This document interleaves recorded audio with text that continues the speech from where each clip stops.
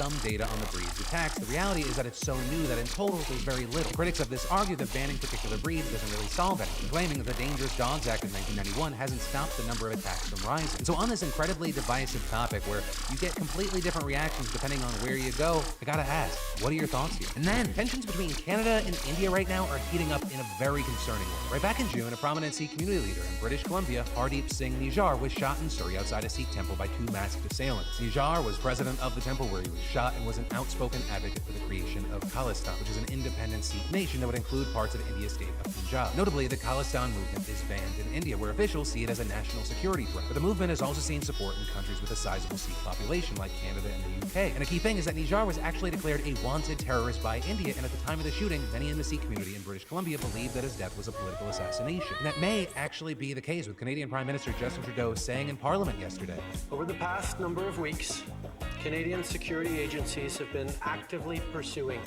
credible allegations of a potential link between agents of the government of India and the killing of a Canadian citizen, Hardeep Singh Nijjar. Any involvement of a foreign government in the killing of a Canadian citizen on Canadian soil is an unacceptable violation of our sovereignty."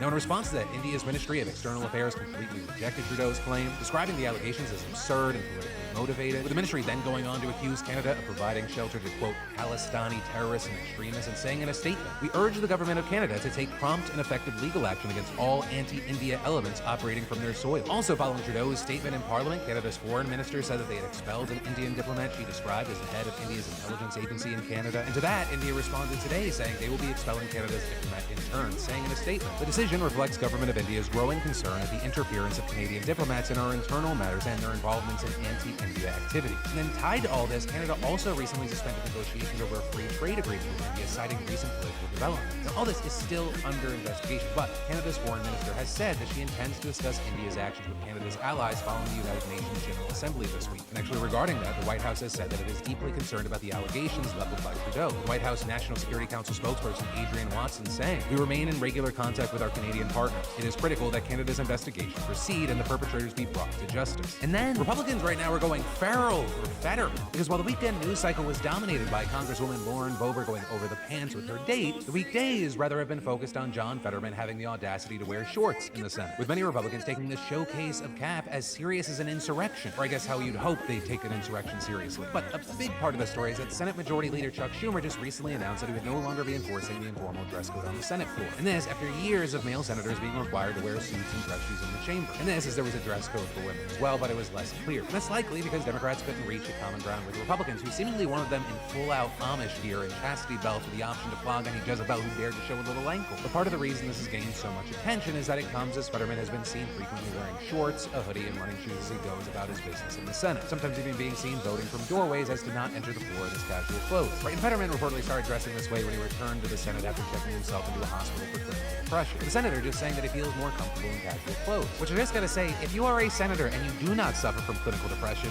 how? Like, I get that you have power, but it seems like a genuinely shitty job. No matter who you are, you gotta work with a bunch of shitty coworkers, half of which probably talk shit on you. And not like in the break room, like publicly on national television. You know, with the state of how ugly politics have gotten, this whole dress code thing seems like a nothing. But instead, we've seen a number of Republicans going absolutely apeshit, with tons of GOP senators condemning the move, the likes of Susan Collins joking that she would wear a bikini, which, yeah, do it, coward. Just another thing you'll flip-flop on, but saying, I think there is a certain dignity that we should be maintaining in the Senate, and to do away with the dress code, to me, debases the institution. That also echoed by other senators like Joni Ernst, who said we've got to maintain a level of decorum, and Tommy Tuberville, who's still trying to distract from the fact that he's getting bipartisan backlash for single-handedly undermining the U.S. military by holding up promotions, saying, "It bothers me big time. You've got people walking around in shorts. That don't fly with me." Meanwhile, you also have other Republicans who aren't in the Senate, like Marjorie Taylor Greene, speaking about decency. Which, I mean, that'd be like me speaking on what it's like to have talent or a vagina, right? Two things equally distant from my lived experience. But she said the Senate no longer enforcing a dress code for senators to appease Fetterman is disgraceful. Dress code is one of society's standards that set etiquette and respect for our institutions. Stop lowering the bar. But putting the ridiculousness aside for a second, we did see Fetterman respond in a tweet saying, "Thankfully, the nation's lower chamber lives by a higher code of conduct, displaying ding-a-ling pics in public hearings." With that, reference to the fact that this woman who's complaining about etiquette, decency, and respect recently displayed pictures of Hunter Biden having sex in a public hearing, a possible violation of DC's revenge porn laws. We also saw Fetterman hitting back against a number of people, writing that he dresses like DeSantis campaigns. He also took a shot at pollster Nate Silver for some reason. Nate made what seemed to be kind of like a harmless reference or a joke, with him tweeting, starting a new political party for people who don't give a shit either about how John Fetterman dresses or what Lauren Boebert does in the theater, which I guess he took as like a false equivalency because the Boebert stuff just really highlights what a hypocrite she is. But he responded, I dress like you predict. With him also arguing about how fucking stupid all this is during an interview with MSNBC where even Chris Hayes mocked the focus of this non-issue. Let me start with the most important matter facing our country at this dire moment, which is the matter of the Senate dress code, which has recently been changed. Of course, yes, yeah, no, of course. I've heard that some people are upset about that, and the right have been like losing their mind. You know, they're just like, oh my God, you know, dogs and cats are living together, and you know, like I said, aren't there more important things we should be talking about rather than if I dress like a slob? And personally, I agree with him. I think this is like Obama's tan suit all over again. With Fetterman also seeming to think that Republicans would have a completely different reaction if instead of being a D, he was an R. With him responding to a Fox News article on Twitter by saying, I figure if I take up vaping and grabbing the hog during a live musical, they'll make me a folk hero. But yeah, that's just a little taste of the state of our union. And in the meantime, I gotta pass the question off to you. What are your thoughts? And then, football season is here, people, and oh God, what a start. I'm still getting over the fact, though, I'm not surprised. It's what happens to us. Aaron Rodgers being out after just 4 plays as a Jet. But I do want to take a second to thank the sponsor of today's show, Underdog Fantasy. Underdog is the easiest way to play fantasy sports, and not just football. You can make picks on baseball, basketball, UFC, and I'm sure with running the country or the people that have the power, just grown-up children who really love their toys. I mean, you need to look no further than the U.S. military. I mean, we already spend so much money, but I mean, we spend tons of money on technology that looks really cool, but we arguably don't need. And one very expensive rubber ducky that we're going to do a deep dive on today is the Littoral Combat Ship, or LCS. The littoral, in this case, meaning that it's meant to be deployed in coastal waters where the Navy needed to expand its presence after 9/11. Or we're thinking the Persian Gulf to support Iraq and counter Iran, the Caribbean to track down gun runners, and Southeast Asia to help smaller allied navies. So fittingly, they're designed to be small, fast, and versatile, enabling them to engage enemy warships, hunt down mines, and sink submarines. And in July of 2016, the United States deployed an LCS for the first time off the coast of Southern California in the world's largest naval exercise comprised of hundreds of warships from more than 24 countries. But unfortunately, the crew of the USS Freedom quickly discovered the reason why many in the Navy nicknamed the LCSs little crappy ships. Dozens of pieces of equipment were undergoing repairs, and before they left port, one of the ship's engines failed. But under pressure from top officers not to screw up this crucial demo of the tech, the ship's captain went ahead anyway and relied on the other 3 engines. Unfortunately, it endured, but a maintenance check revealed that the faltering engine had suffered galloping corrosion from salt water during the exercise, with the sailor even describing the engine as a horror show that had rust eating away at the machinery. So as a result, the USS Freedom would spend the next 2 years undergoing repairs at a cost of millions. But understand, none of this was a surprise to anyone who knew anything about the LCS program. Right? 2 of the ships broke down in the preceding months, and 2 more would break down in the months to come. And the list of mechanical problems and software glitches just goes on and on. Right? The remote mine hunting system often returned false alarms during testing, was unreliable, frequently broke down, and was difficult for sailors to control. The towed sonar couldn't function properly in the vessel's wake, and the Freedom class's engine is considered too loud to hunt submarines. The design also didn't contain protections that could prevent the flooding of critical systems when under attack. The ship also absolutely guzzles gas, so it can't stray too far from its fuel supply before running out. Additionally, many ships had cracks in their hulls and their combining gear, the thing that connects gas turbines and diesel engines to the propulsion shafts to help the vessels reach top speed. They often just broke down. So not only did it take a dozen years longer than expected to get them operational, by which time the Navy needed littoral ships less and bigger ones that could combat China more. But these ships, which were originally meant to cost no more than $220 million, wait for it, ended up billing the Navy for around $500 million each. With John Pendleton, a former top military analyst at the Government Accountability Office, estimating that the lifetime cost of the LCS program may reach $100 billion or more. And what's also wild about this is it's not like we realized our mistake only when it was too late. No, I mean, doubts overshadowed the LCS program ever since Congress agreed to begin funding it back in 2003. Right at the time, a House Appropriations Committee report warned that there was no roadmap of how the Navy will achieve the system required. And from that point on, officers who criticized the ships faced consequences. Things like getting assigned to an undesirable post or even being dismissed. And even as the flaws became more and more apparent and critics became more numerous, the Navy's top brass refused to give up on the program. With Secretary of the Navy Ray Mabus, who was appointed cited in 2009 coming out as one of the ship's most ardent cheerleaders. Because as outlets like ProPublica observe, once a massive project gains momentum and defense contractors begin hiring, it is politically easier to throw good money after bad. And in the case of the LCS, the Pentagon went with not one, but two contractors to each build their own design. The first being Lockheed Martin, which would operate out of a shipyard in Wisconsin, and the second being a joint venture between General Dynamics and an Australian shipbuilder, which would use an Alabama shipyard. But these radically different designs then meant that the ships couldn't swap parts or sailors, and it made them more expensive to maintain and crew. Plus, much of the data and equipment on the new ships were proprietary, so only the company's employees were allowed to do certain repairs, which meant that when shit broke down, as it did almost always, contractors sometimes had to fly all the way out and fix it, racking up millions in travel costs and wasting weeks waiting around. The Secretary Mavis, who was committed to rescuing the program's reputation, reportedly thought he could earn support of Congress members both from Wisconsin and Alabama by delivering thousands and thousands of jobs and millions in spending. So after 2014, when Defense Secretaries Chuck Hagel and Ash Carter tried to shrink the LCS program, they unsurprisingly encountered resistance from Mavis and others within the Navy. And then when the leadership of the Navy itself grew cold towards the program, the rest of the government stepped in. Or like in 2017, the Navy requested funding for only one LCS, but Democratic Senator Tammy Baldwin from Wisconsin fought for more, with her writing in a letter to Trump that building too few ships would force her state shipyard to lay off hundreds of workers. And many top officials within the administration agreed, with one source saying maintaining the industrial base was really the sole consideration. So sure enough, at the last minute, the White House inserted one more $500 million ship that the Navy didn't even want into the budget after it had already been sent to Congress. And over the next year, Congress funded 2 more ships, bringing the total fleet to 35, which was 3 more than requested. And still, the struggle continues, as last year the Navy announced plans to retire 9 LCS ships years early because they just suck. But predictably, lawmakers from states where the ships are based, oh, big shocker, they intervened alongside a trade group whose members had just secured contracts to do LCS repairs and supply work worth up to $3 billion. The latter making phone calls, sending emails, and visiting Washington in person to lobby Congress against doing this. Not that the lawmakers really took that much convincing. Many of them, especially more of a professional crop. There's bipartisan appropriation going on. Everything's fine over there. So, what has changed?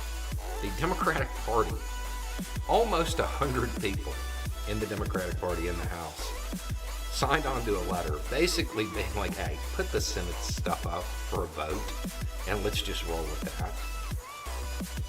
Now here's the thing. If McCarthy wants to lead, this is his opportunity because he can do that. He can actually frame it as showing that Republican senators have this package that they signed off on, and we want to see what the rest of the House thinks about it. And he can use it as an opportunity to lead, and in the process, it wouldn't be as effective as, sneakily going across the aisle and getting the votes he needed and rendering that faction of the Republican Party irrelevant, but it'll definitely make him be a little bit more quiet. And once the bipartisan stuff starts happening, if that appropriations was to go through, well, there might be some people within the Democratic Party that might help maintain his speakership if it ever came to question. There's a lot for him personally in it too if he is smart enough to take it. At the end here, the stuff that's being put forward by the far-right faction of the Republican Party, it's not going anywhere. It's not going to get through the Senate. It won't get through Biden. It's a non-starter. Continuing to try to appease them only hurts the country, and more importantly to McCarthy, hurts his speakership. If he reaches across the aisle right now, he might actually get somewhere. He missed the truly ruthless move of sneakily doing what is kind of being offered now. Like, that's what McConnell would have done, been completely ruthless about it. McCarthy just isn't there yet. He hasn't truly gained control of Republicans in the House. He's not really the leadership yet. This is his opportunity to do that. But he's missed multiple opportunities like this in the past. Don't know if he's going to take it, but it's on the table, and now it's like Democrats openly being like, look, you need help, okay? We need a functioning government. We need a budget of some kind. We could help you out if you put up the Senate appropriation stuff. It's probably his best move politically, but I'm starting to think that there might be a number of people in the House who are, to borrow a term from the kids, they're in their feelings. They're not thinking the way politicians normally do. Their ego and emotions have gotten in the way of things. And they want to win a fight that really nobody can win. This is an open door that could help McCarthy hurt the far-right Republicans, and more importantly, keep us normal people, the people that they work for, in a better place. Because a government shutdown, it hurts a lot of different ways. It's not just government employees. So we'll have to wait and see what happens, but there's an offer on the table that is similar to what I suggested he do a couple weeks ago. This just a little bit more open, and he doesn't get the power play out of it, but it might save his speakership. Anyway, it's just a thought. Y'all have a good day.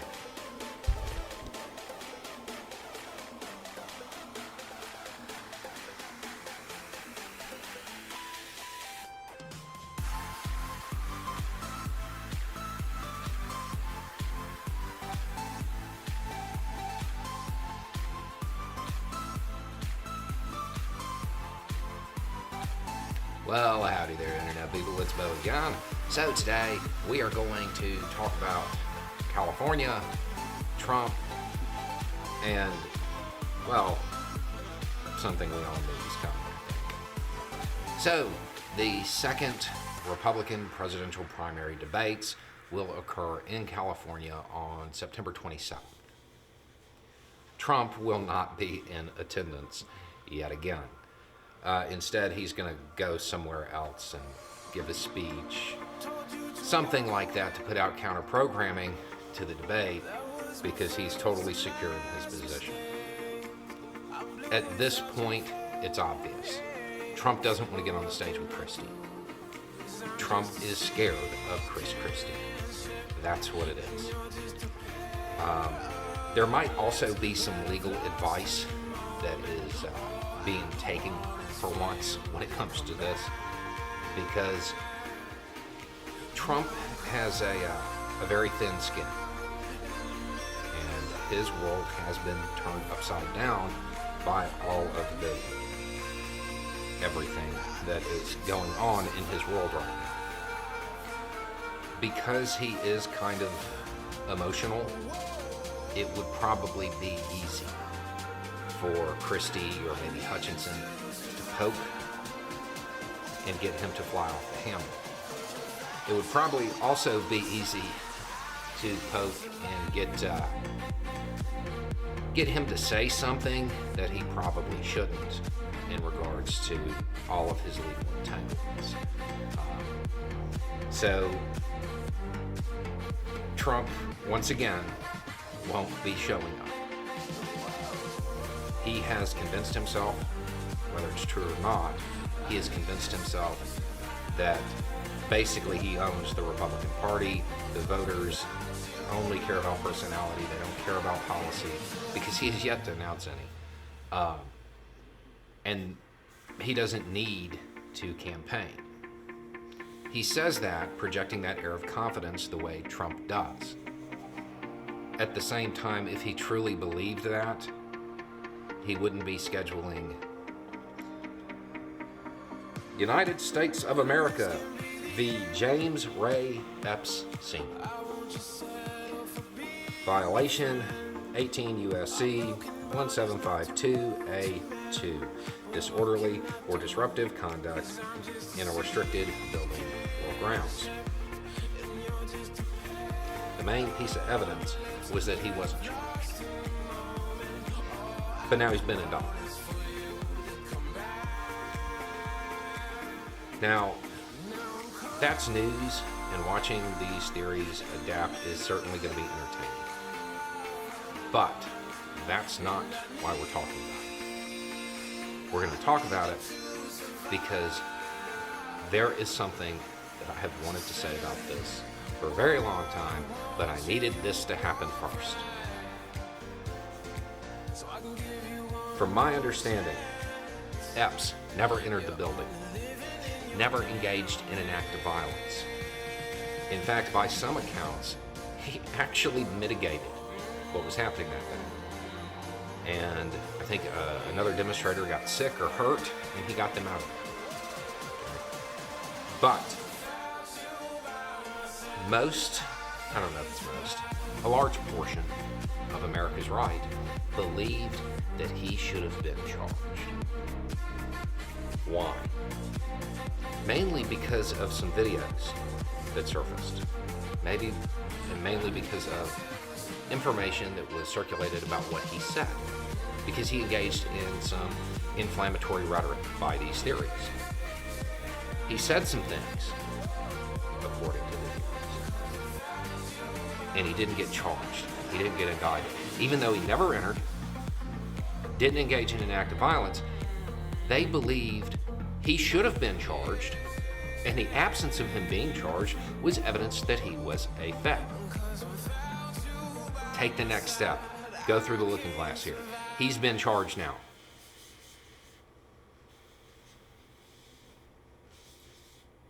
A large portion of the American right believed this man should have been charged for things he said because it riled people up. You're almost there. You're almost there. What about the other people who riled people up? The other people who, not according to some theory, but through tons, reams of physical evidence, we can show that they did engage in a bunch of inflammatory rhetoric, that they did rile people up. I wonder if the right believes that they should be charged. The argument presented by the right about this guy, and to be clear, I didn't read the indictment. I don't even know if that's what he's charged with. I don't know if that's the conduct that led to it. But the right believed this guy should have been charged because of things that he said, because of things that they attributed to him saying, some of which, as far as I can tell, he didn't actually say. But it doesn't matter at this point, right? The theory is that because he engaged in that inflammatory rhetoric, he should have been charged. You think they'd say the same thing about Trump? This wasn't short-lived. This wasn't a knee-jerk reaction where they didn't have time to think about it. This theory's been out there a long time. And the whole basis of it was that he said those things.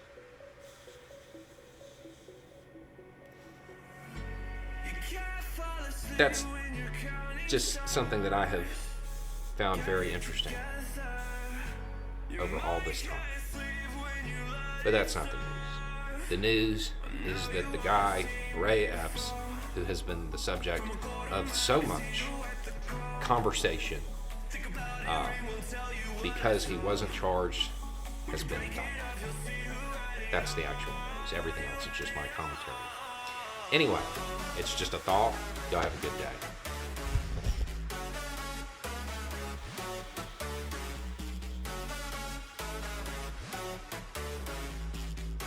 It would... The biggest leak in the history of Xbox, and maybe the history of gaming itself, exploded onto the web yesterday, containing redacted and unredacted documents detailing unannounced Xbox consoles, controllers, games, and other plans. Normally, we might joke with a wink about, oh, maybe it's an intentional leak to drum up hype, but no, it ain't that kind of leak. I'm Riley Murdoch, this is GameLinked, and this is the FTC's Director of Public Affairs confirming that Microsoft mistakenly uploaded their own confidential documents to a legal court website for use in the FTC versus Microsoft trial. Somebody screwed up big time, and now we know about Brooklyn, the diskless Xbox Series X console redesigned to resemble the pinnacle of engineering, the 2013 Mac Pro. There just aren't enough trash cans in the world. A timeline had it scheduled to launch in fall 2024, shortly after the also diskless Series S refresh, codenamed Elwood. These are codenamed like fashion lines for some reason. Isn't that the main character from Legally Blonde? It's because it's the dumb console. Oh wait, but she's smart. Way to show your elitism. Harvard. She went to Harvard. Like it's hard. Documents in the leak point to 2028 as the year Xbox plans to launch its next major console, a hybrid cloud unit that combines local and cloud processing, something they've been obsessed with since 2015, when Microsoft wanted a way for gamers to roleplay as cops shooting at buildings until they collapse. True to their cloud-themed dreams, the leaked Sebile? Elite-style controller has haptics that double as speakers, a lift-to-wake feature, and direct-to-cloud connectivity a la the Stadia controller, because that went so well. My doctor told me I was sebile. There are some images and references to some other cool things, like an Xbox handheld, a phone controller, and a one-handed controller, but the handheld is listed in the not funded section of this pyramid. However, the Keystone Cloud console is in the funded section, and that was shelved last year.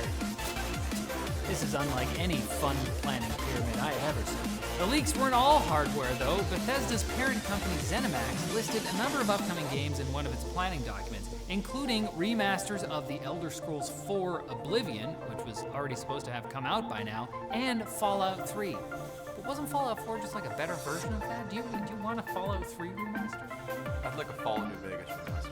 Other games on the slate included a new Doom game called Year Zero, Dishonored 3, a sequel to Ghostwire Tokyo, the already announced Elder Scrolls 6, and an Indiana Jones game in which Nazis search for a mystical totem buried under Indy's geriatric care center. I made that up, but please stop making these movies. Perhaps even more exciting, the document also lists Project Kestrel, Project Platinum, and the eagerly anticipated licensed IP game.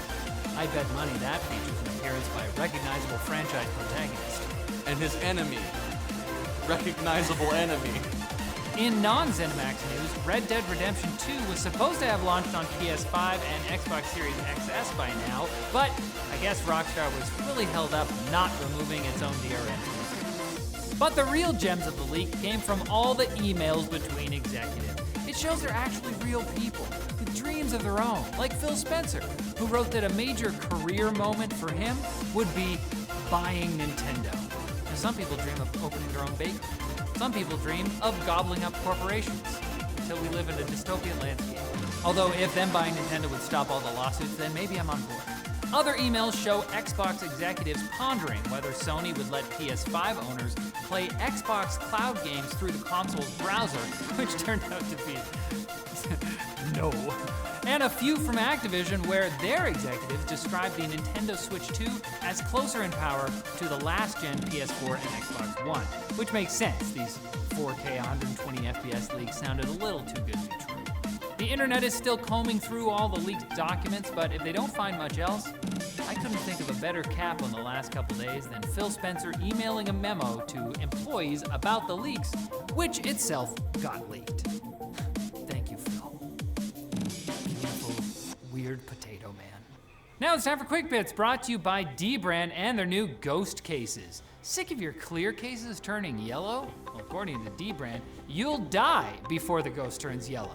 They'll make sure of it. No, it's not a threat. It's a promise. The cases are only 1.2 millimeters thin, offer 10 feet of impact protection, and are available for Pro iPhone models, Ultra Samsung models, and Pro Pixel models. If you don't have one of those phones, Dbrand says to cope and seethe. Their words, not mine. I would never. Get yours today at shortlinus.com. And now, on to Quick Bits, where we become as unhinged as a revolving door. Does the middle count as a hinge? It doesn't. What do I look like, a door guy? You could think of it as just a really, continuous hinge. Unity Technologies, creators of the Unity game engine, have apologized for the confusion and angst caused by their new 20 cents per download fee scheme after getting screamed at by literally everyone. Unity says they'll be making changes to the policy to be announced in the next few days. They thanked the community for their honesty and critical feedback, which is a fun way of saying righteous fury and unrestrained contempt. Self-described browser for gamers Opera GX expressed their confusion and angst by giving Unity the frog of shame, with promises of further amphibious embarrassment until the fee policy is officially retracted. The frogs will not stop. Lies of P, a Souls-like RPG and not an advanced potty training simulator. You said I could do it! Has launched on...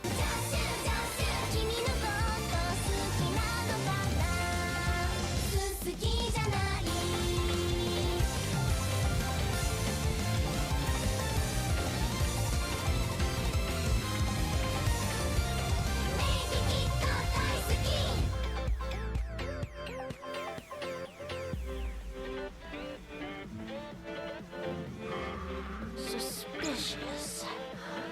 Young master, by any chance might you be wondering about me? But how did you know? Wait, could it be? You must have the ability to read my mind! So you know that since you're the prettiest maid I've ever seen, I haven't been able to stop thinking about you, to the point where I can't even get to sleep at night. You already know that, right? What an amazing maid! Young master, I think I'll start preparing you an herbal tea at bedtime to help you sleep. I see. Yes, please do. Very suspicious. She's a total mystery to me. Pardon me. I've made some herbal tea, young master. Like some? Yes, please. Thank you. Every move she makes is suspicious, and she doesn't say a whole lot, which makes me wonder what she might be thinking.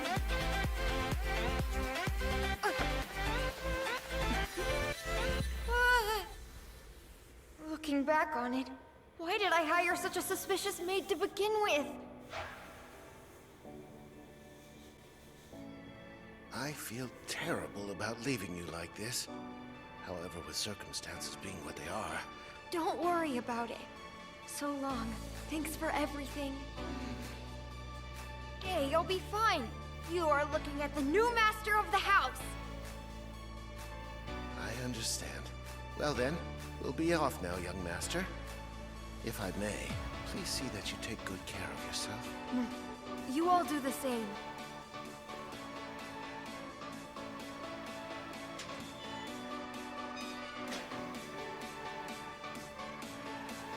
After I lost my parents in a car accident, it fell on me to take over this mansion.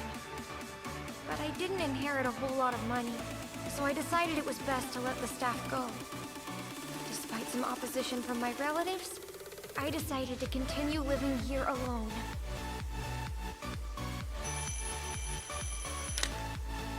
Yes! My new life starts today! I'm the master of the house, and that comes with a lot of responsibilities. From now on, I'll have to be self-sufficient. I've got a lot of growing up to do and fast. Right. First thing to do is make breakfast.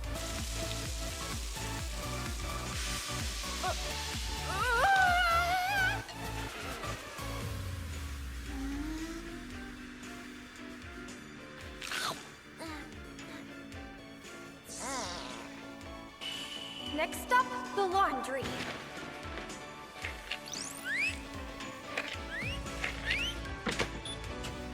Who knew washing clothes was so easy?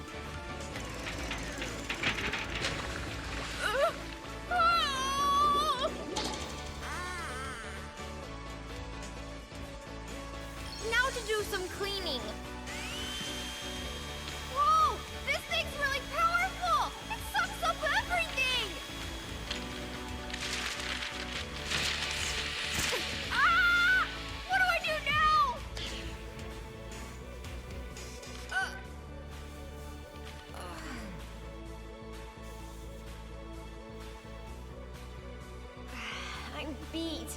never thought about how much the staff did around here.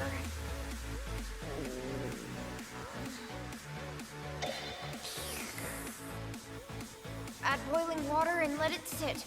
I can do that at least.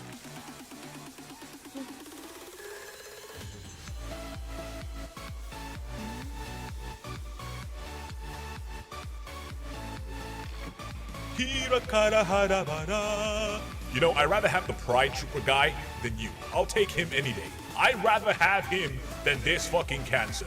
But do you know the way? No! No, I don't know the fucking way! Can I spit on you?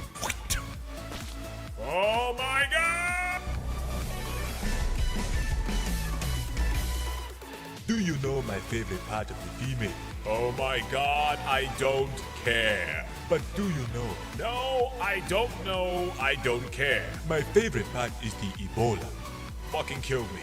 Fucking kill me right now. Do you know what my people's favorite dish for dinner is? Please stop with these goddamn jokes. Ebola with cheese. Dear God, please stop now. But do you know the way? If you say that shit one more time or spit on me again, I will destroy you. We will never be destroyed. We will destroy you before you can destroy us. We? Us? You and what army? Well, shit. Now behold, Perfect Cell, the battle cry of my people.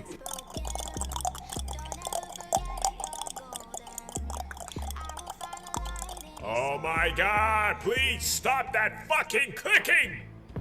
My brother, please join me and I will show you the way to a queen. Fuck your queen. What the fuck did you say to me? I said, fuck your queen. She's a fucking thought, okay? Fuck your people, and most of all, fuck you. Do you have any final words before we sacrifice your soul to the devil? You know what? It's funny you ask. I can think of a few.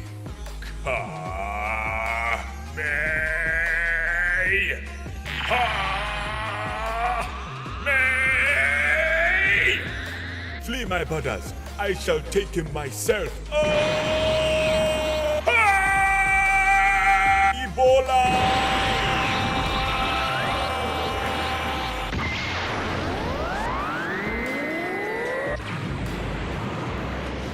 It's over, you bastard! You're done! Oh, Jesus! You have got to be kidding me! Do it now, my brothers! Ebola!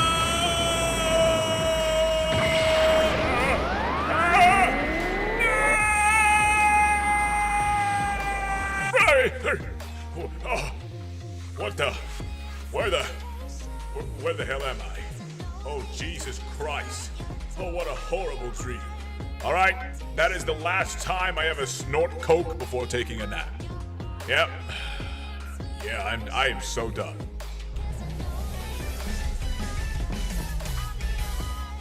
I wonder what the others are up to.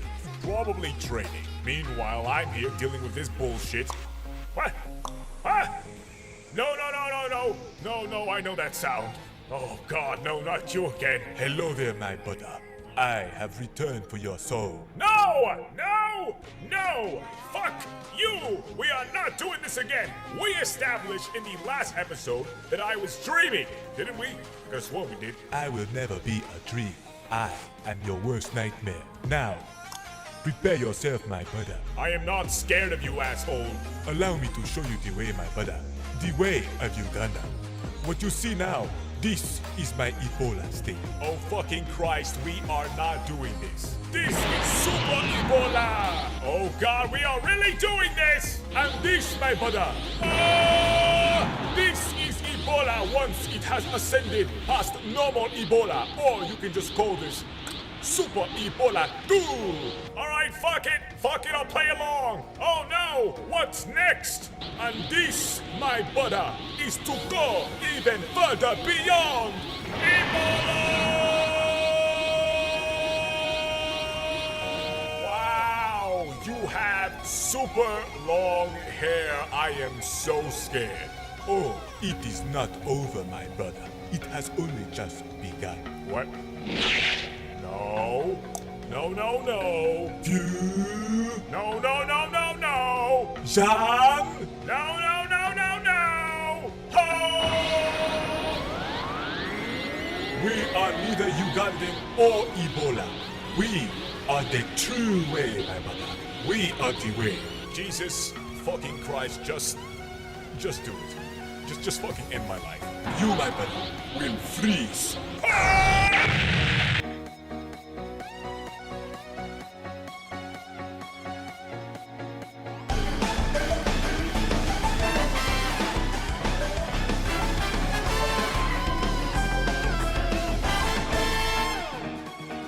So, I have a hypothetical question. Fantastic. What is it? Would you ever be down to fight a dinosaur to the death? No, that would be a waste of time. Fight me! You sure this is hypothetical? Okay, I have another hypothetical question. Kermit. Would you fight a dinosaur to the death in exchange for sexual favors? The fuck, Kermit, no.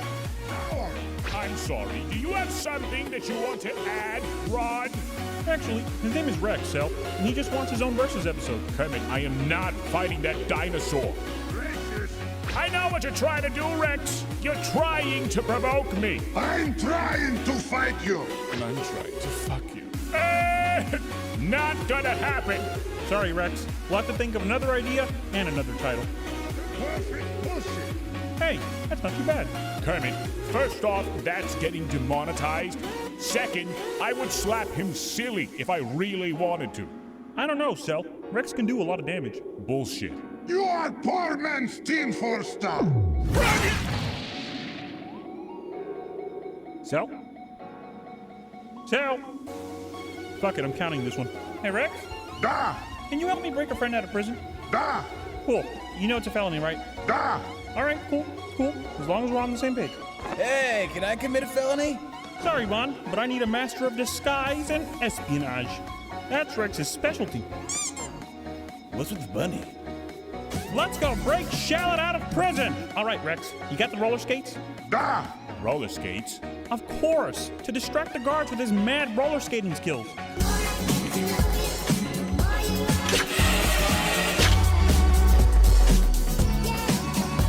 Yeah, I thought this would be a fun activity for the squad. What? Fight me! What up? Rex always dream of being pterodactyl. Today you make Rex dream true. You're welcome, buddy. Have fun. Aim for Shallot's house. See? Perfectly fine. Are his arms long enough to pull the straps? Fuck! Control itself! I am fucking trying! Fight me! Really, Rex? Right now! You want to get ripped. Da! You want to get bitches. Da! Well, you've come to the right place, because I, Pump Daddy C, will transform you into the ultimate Chad. For a little bit. You hear that, Grand Frog? Rex get bitches. Wow, good for you, pal. I am Optimus Prime, and I send this message to any remaining Autobots among the stars. Where is Big Gas Shark? Oh, come on! Who invited the fucking dinosaur? Fight me! You wanna fucking go? Do it, pussy! No balls! Kermit, let me do all the talk. You got it, Cell.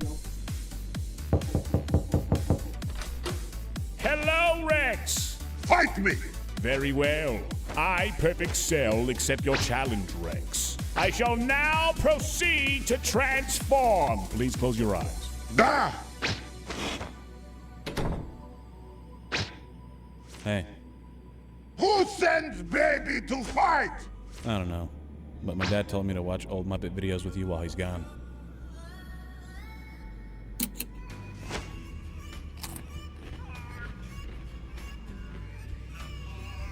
So, like, are you actually a dinosaur? Da! Dope. Right, Rex, you're gonna come in and you're gonna give me a giant bra right in Roshi's face. You understand? Da! Okay, good. And action!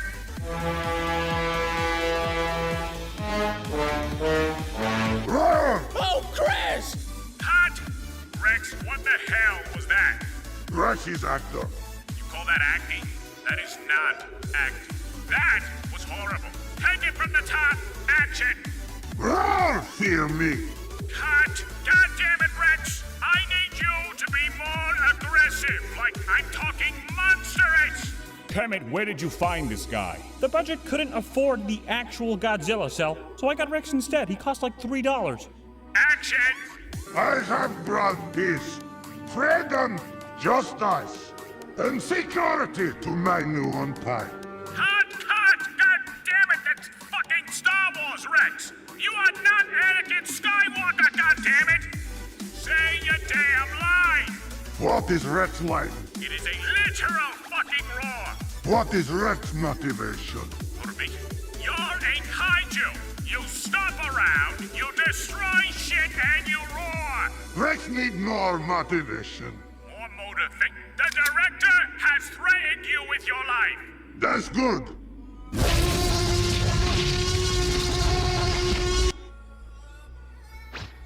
Fight me! Fight me! Fucking fight me! He never fights. Makes me sad.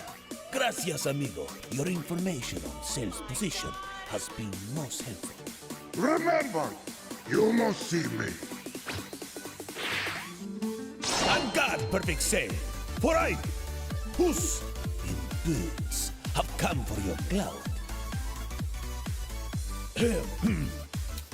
You are probably wondering how it is possible for an elite such as myself to track you down. And the truth is, your dinosaur friends all you are. You motherfucker! All right, Rex, what do you see? Negative on bitches. Ah! That is not what you're there for, Rex. Tell me what you see. Come on, give me details. Describe it to me. Spooky and moist. Doesn't sound that bad. Could be worse. Green boys, we have trouble. Repeat that. Rex is not alone. All right, Rex, relax. Whatever you do, do not engage. Kermit, get the rope. Fight me! What? No! God damn it, Rex! Do not engage! I told you the pool party would be perfect, Cell. We even have karaoke. Huh? Making halfway downtown. Walking fast. Faces, faces, I am back. Look, I'm doing the best I can, Cell. Best you can. You call that the best you can? And Rex need you. And Rex miss you. And now Rex wound Darth. Hey Rex, you down for another Versus video with Cell? I know he said he'd never fight you again, but if we annoy him enough, we can get you a legit episode. And this time, we'll call it Cell versus Rex. Da! One condition. I want disguise. But if it's a Versus video, why would you need a disguise? Disguise! But your name would be in the title. Disguise! This is my, friend, Dex. Nice to meet you. I am Bunny. He's a bunny from the Himalayas. Yeah, it's come all the way to fight me. Fight me! Are you fucking kidding me? That's Rex with bunny ears! No, that's a bunny, Cell. Don't you see the ears? He's just really, really fucking ugly. Get ready for terrible origin story. I was dropped as baby bunny. Shut up! Say your dumb made-up origin stories. You're not getting a Versus episode!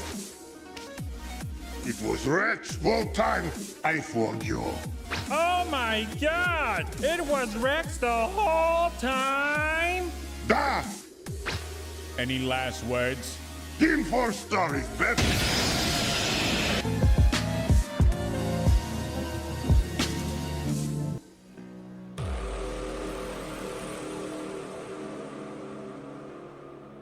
Your friend here has a very rare disease known as Phyticus meningitis. Your friend is eventually going to want to fight everything and anything that breathes. It's compulsory. Fight me! I'm afraid he only has 9 hours to live. 9 hours, plenty of time. Oh, fuck. Sorry about that. 6 hours left to live. Okay, now Rex, panic! You can't be serious! I am a scientist, child! There is a goddamn difference! You don't believe in God! Mommy? F me! Rex? My sweet. I was going to return the clipboard, I swear. Hey! Mercy! Mercy! Mercy!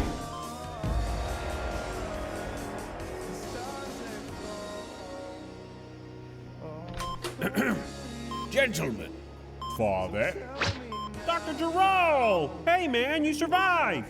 Indeed. And after suffering multiple horrific acts of science at the hands of my wife, and finally getting back the feelings in my legs, I looked over the notes, and, well, it turns out your friend doesn't have 6 hours to live. In fact, he's not dying at all.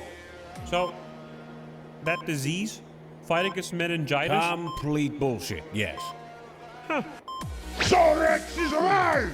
Yeah, no shit you're alive. You ruined the celebration. I'm sorry, the celebration? It's a long story. Goodbye, Rex. You were one of the best friends I ever had. You were best frog friend Rex ever had to.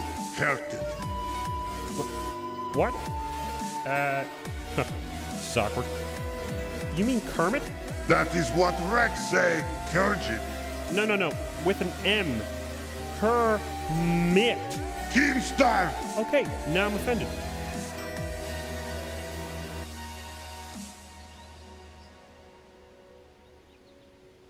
Wait. Why are you not dead? That was perfectly set up. Sal! He's not dead! He's fucking what? You two are horrible people, and that's coming from me. So it turns out Rex isn't dying. Jesus, are you crying? No!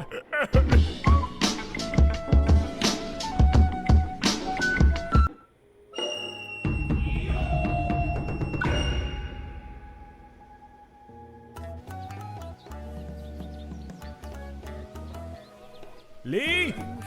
Lee! Where the hell is that kid? Lee! Lee! Afternoon, young blood. The hell? Lee? The name is Drip Lee. Lee, you can't be serious. I am very serious, Guy Sensei. Do you not see the custom Tims? Lee, they look like fucking clown shoes.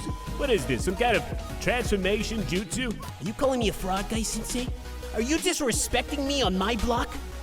You live on this block? I don't like your tone, Guy Sensei. Lee, goddammit. What are you doing? I can't take you serious. Really? Damn it. I thought I had you going for a second. Yeah, no. Why are you doing this? I have to keep up with my rival, Sasuke Uchiha. Right, because everyone is your rival. All right, what did the trauma make him do now? Sasuke Uchiha has returned from training with copious amounts of bitches. My God. I now understand, Guy Sensei.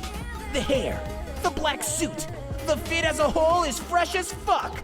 Sasuke doesn't need to fight because his fit already slays for him.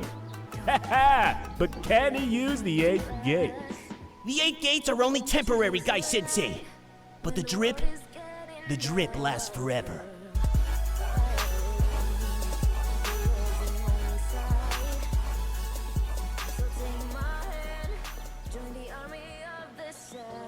God damn, he's cool.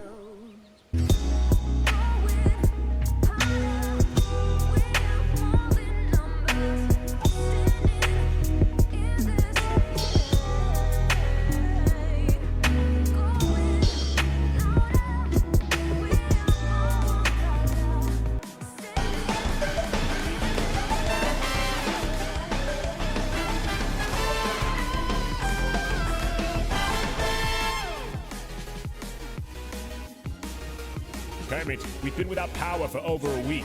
Don't worry, Cell. I called an electrician.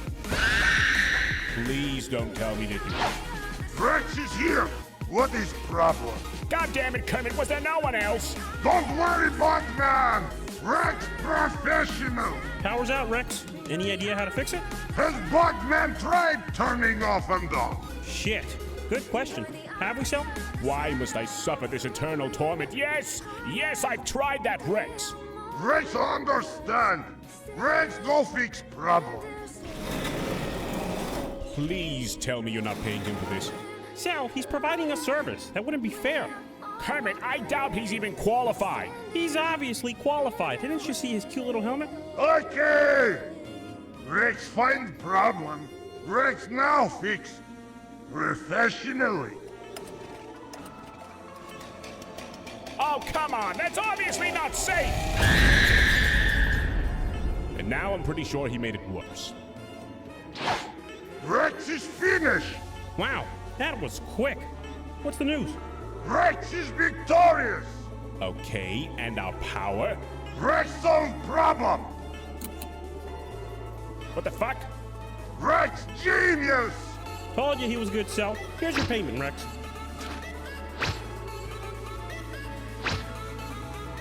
Oh, hey, look, Cell, $1.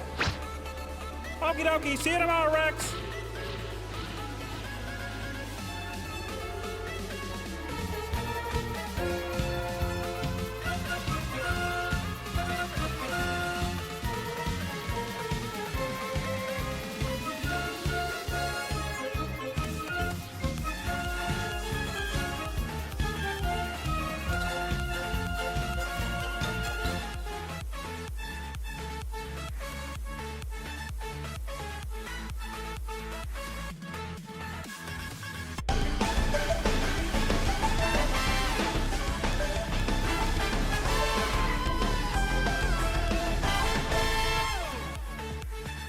All right, gentlemen, I have an announcement to make.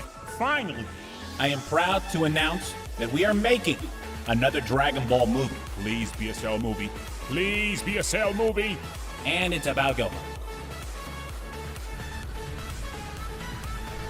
Cell, don't you think that was a little extreme?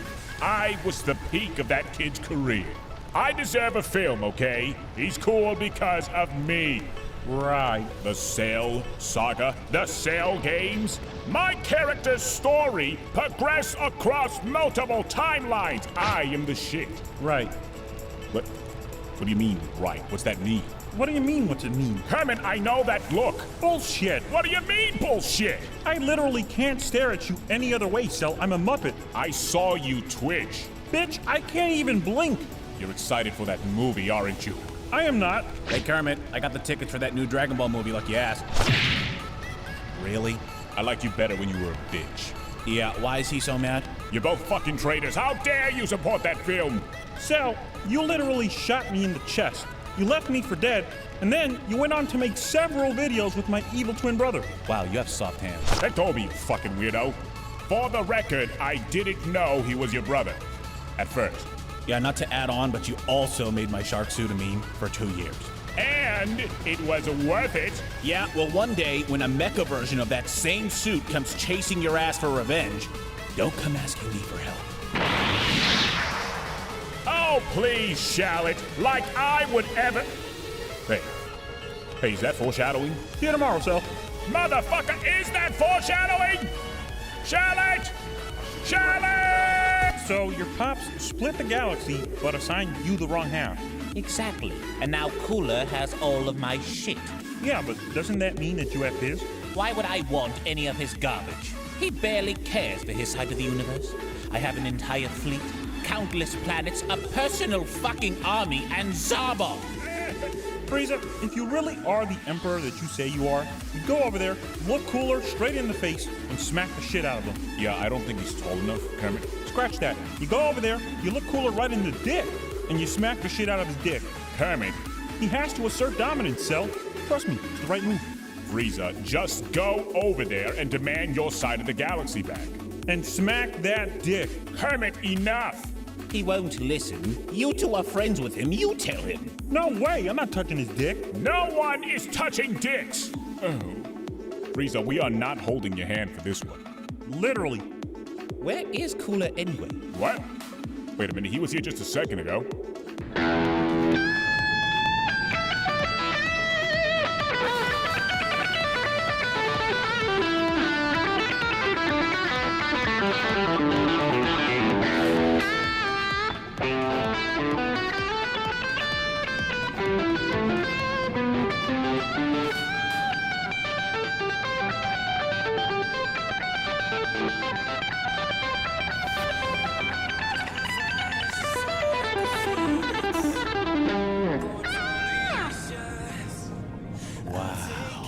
And that is why they subscribed. Alright, tell me again why he's here. Well, to be fair, he's been asking for another episode. So what? We just agreed to let him stand there shirtless for 2 minutes and talk about how he wants to fuck the sun? I could get Junior for another depressing episode instead, Cell. Where is that kid, Eddie? I think I saw him hanging out with Pump Daddy C. What? He's hanging out with Pump Daddy C? Why is he hanging out with Pump Daddy C? Perhaps you are a horrible father. You know what, Escanor? You're not even wanted here. If I recall, the last time, not only did you cause emotional damage, you cost me a fortune when you destroyed the arena. Insignificant. And see, that's the problem. You don't have any consideration for other people's shit. Relax, Cell. Escanor promised he wouldn't destroy the arena this time. But he does have a point. Do you think because you don't wear a shirt, you can do whatever you want? Yes. That is not how... Maybe, they associate it with non-violence and yoga. The government there is pretty nationalist. And since they are moving towards becoming a major player on the world scene, they're going to behave that way. It shouldn't be surprising.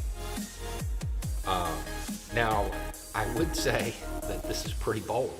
If these allegations are true, doing something like this in Canada, that's a reach.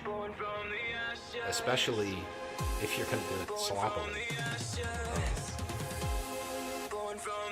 But the big question seems to be doubting that India would do. All countries would do. All countries, particularly countries that are major players, do not think that only the US, Russia, and China make moves there. Countries all over the world engage in that type of behavior.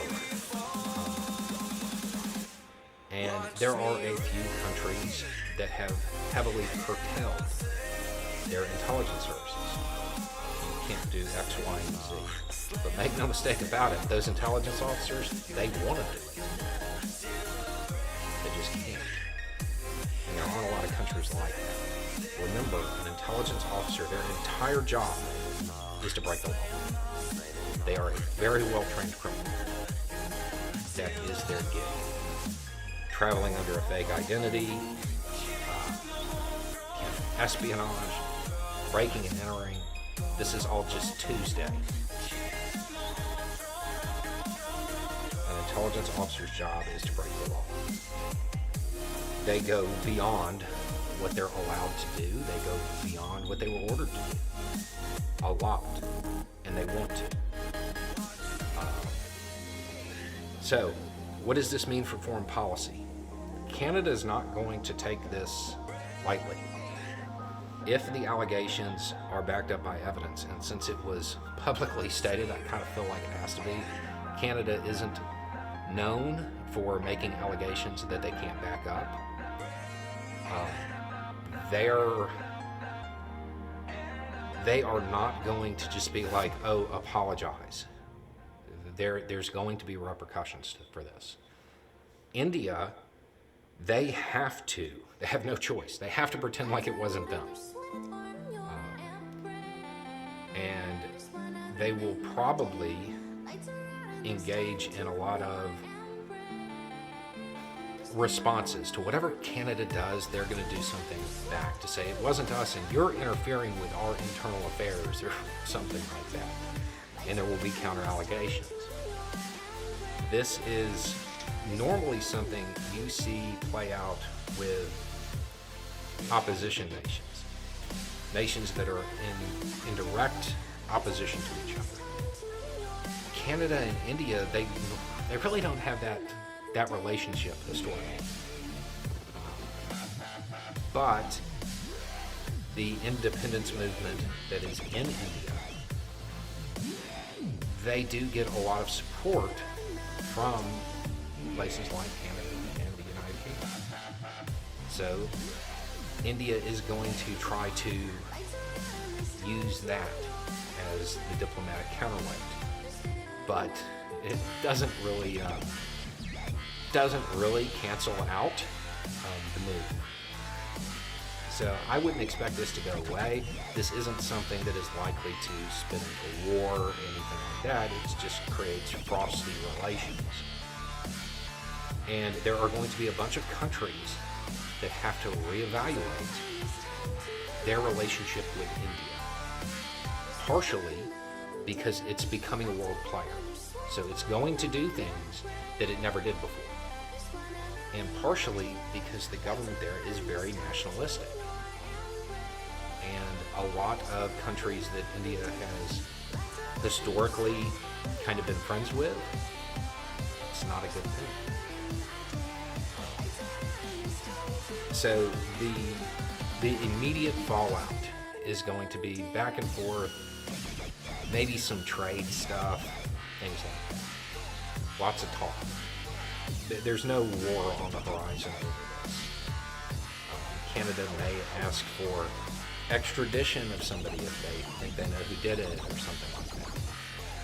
But it's unlikely that that would happen. But we'll have to wait and see how it plays out. The key thing is, this is something to watch. Because India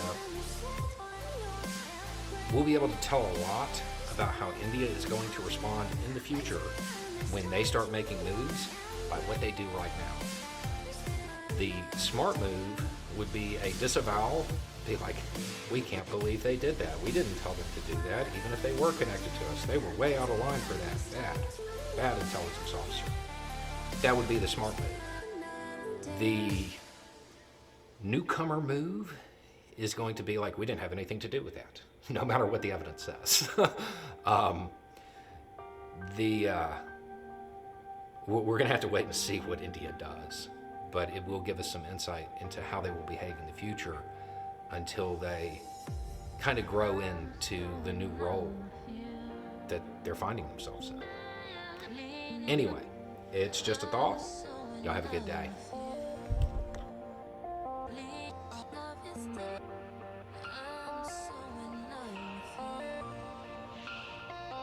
Most of the times when I go to game stores, I kind of walk up and down the old RPG aisles, pick up a dusty game and go, hey, that kind of looks neat, and put it back on the shelf and leave.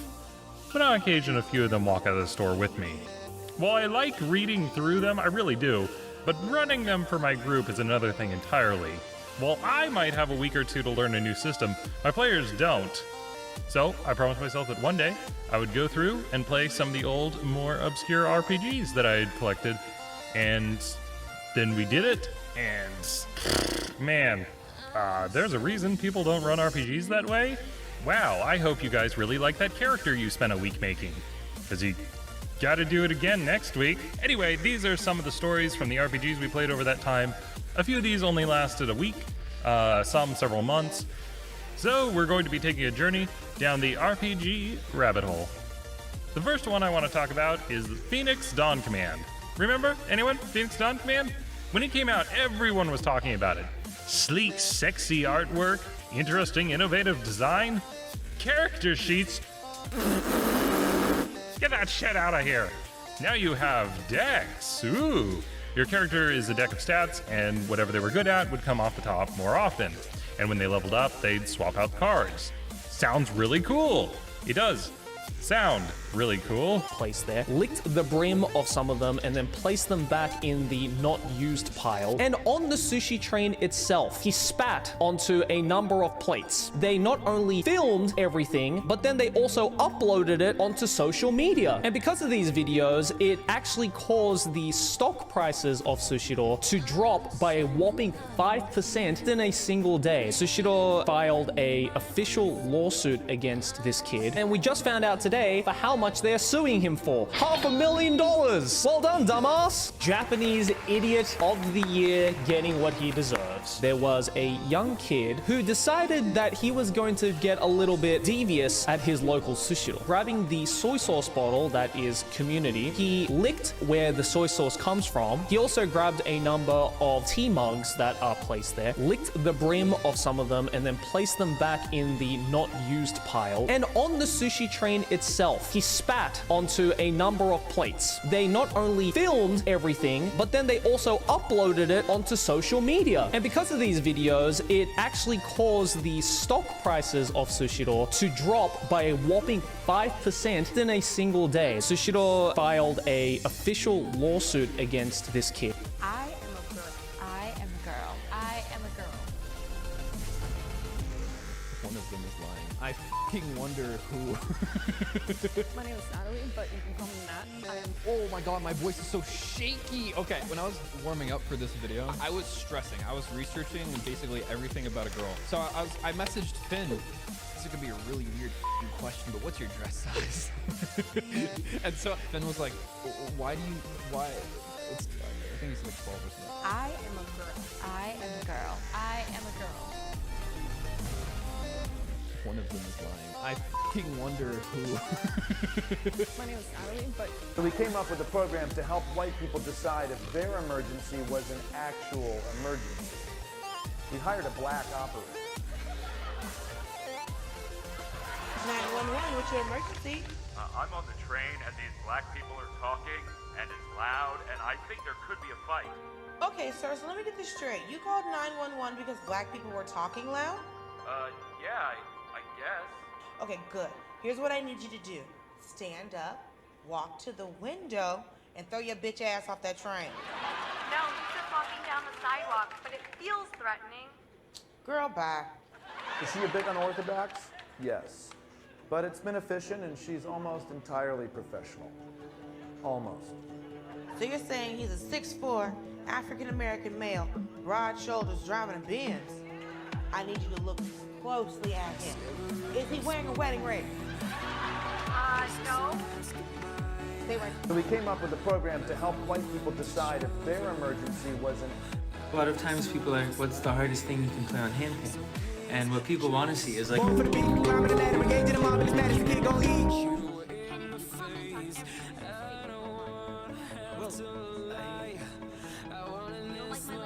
Ooh.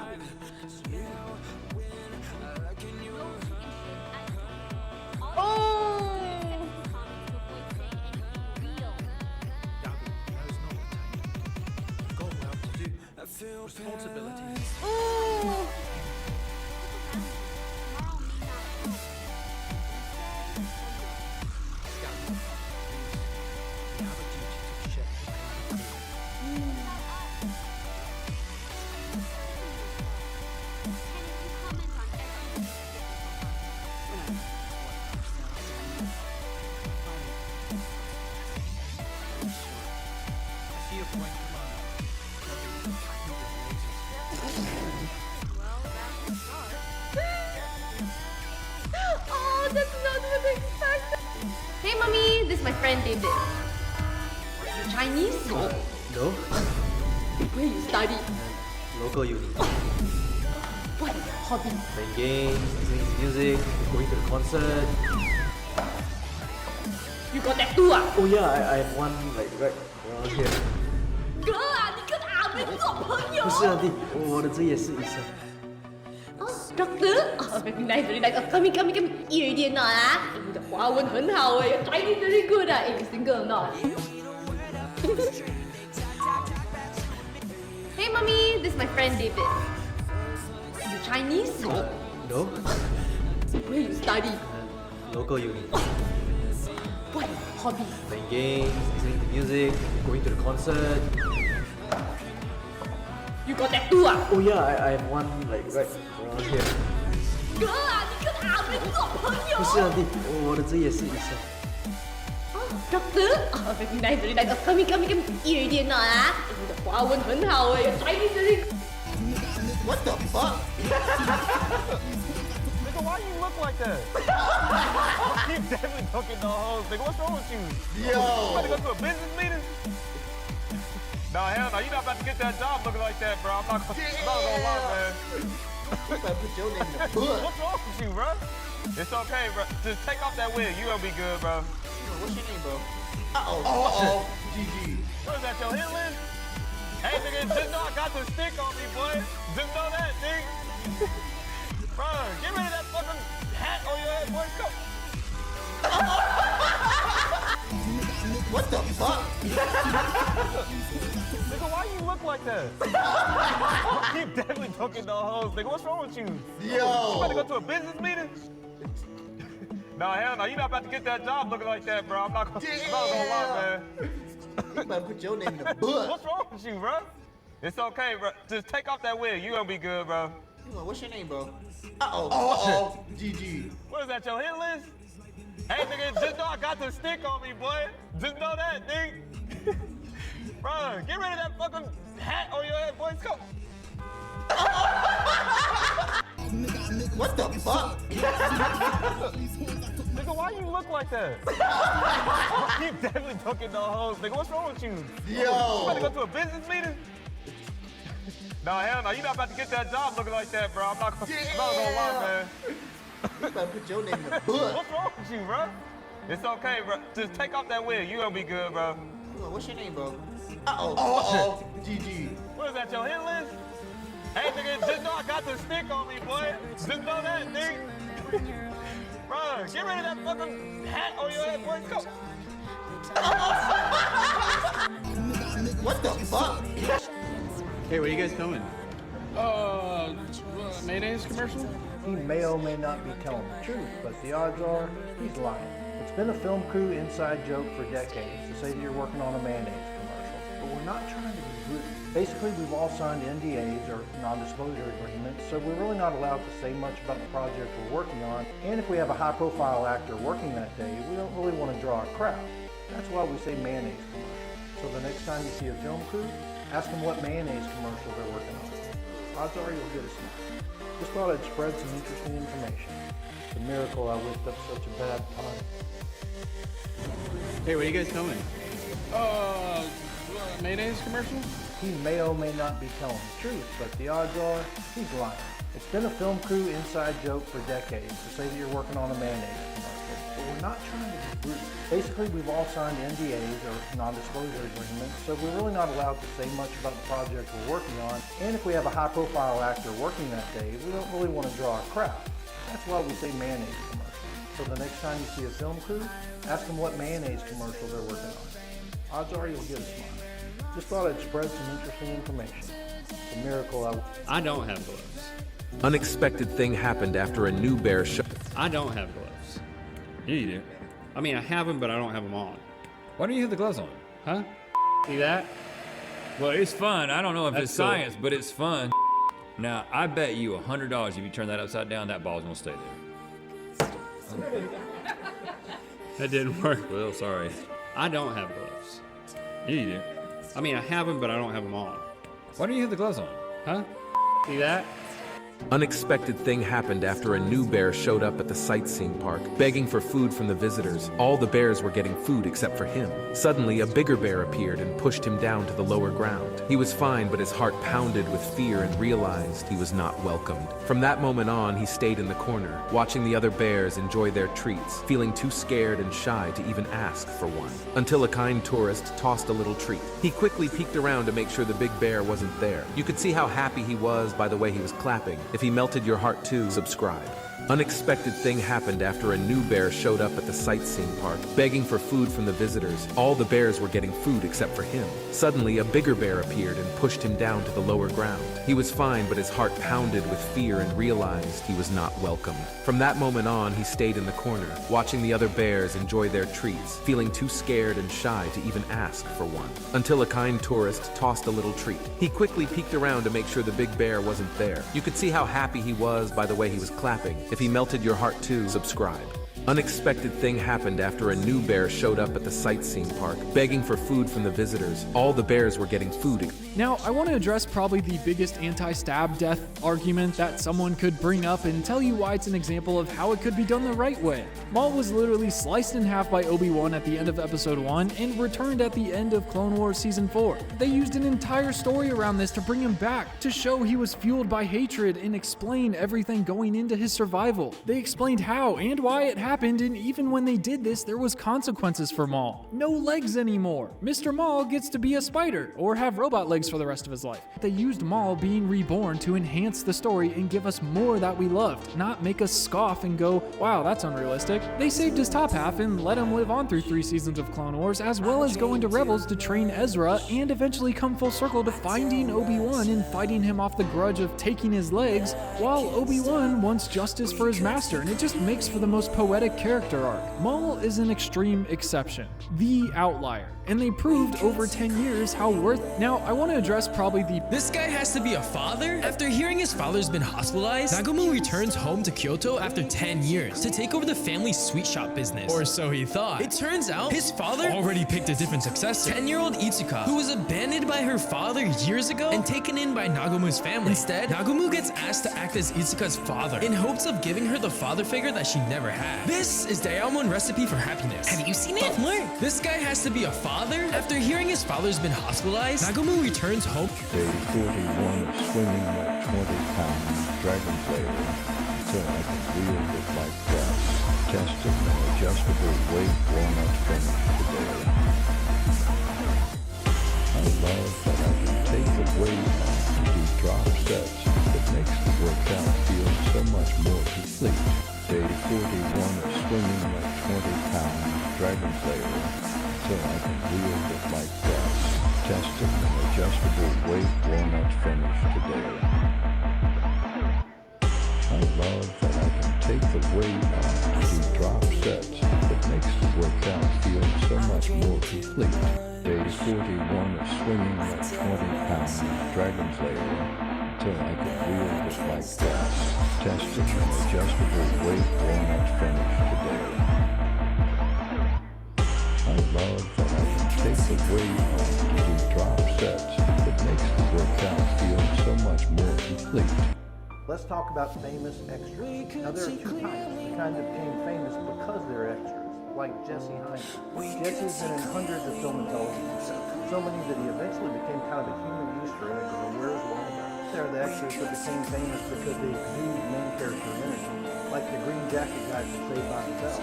The second kind of famous extras are the ones that started off as extras and then went on to become well-known actors, like Renee Zellweger in Days of Confused and Brad Pitt in No Way Out. And then there's the Paul Newman movie called The Verdict from 1981. Bruce Willis was in that scene as a courtroom observer. So a lot of people don't realize that Jigsaw, Tobin Bell, is also in that scene. I'm saying all this because one of the reasons the actors are striking is that the studios want to be able to scan an extra and with the use of AI, use their image in perpetuity. What they don't realize is that background performers have personality and character. Is this something for the actors to work on? It's more than just a face and a crowd. Let's talk about famous extras. Now there are 2 types, the kind that became famous because they're extras, like Jesse Hyman. Jesse's been in hundreds of film and television shows, so many that he eventually became kind of a human Easter egg or a Where's Waldo. They're the extras that became famous because they exude main character energy, like the green jacket guy from Saved by the Bell. The second kind of famous extra are the ones that started off as extras and then went on to become well-known actors, like Renee Zellweger in Dazed and Confused and Brad Pitt in No Way Out. And then there's the Paul Newman movie called The Verdict from 1980.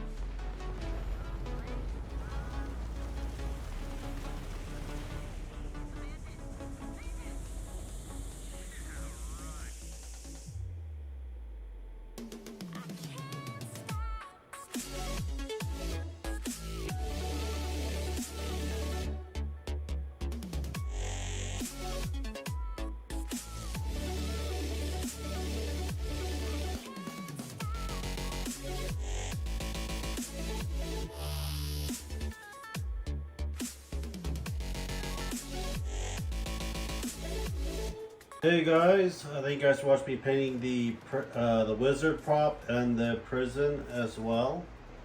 These are a lot of things that we do need in our games, and you know, terrain pieces is stuff I really do like to help a lot of people visualize, even though it's like a lot of people use theater to remind. But you know what, 3D printing power and painting them makes a hell of a lot more fun, especially when you see these spikes and everything else when they go through a dungeon. Anyhow, thank you guys very much, and subscribe, like, and share. Check out links down below. Also leave a comment as well. Thank you guys, and talk to you guys later. Bye.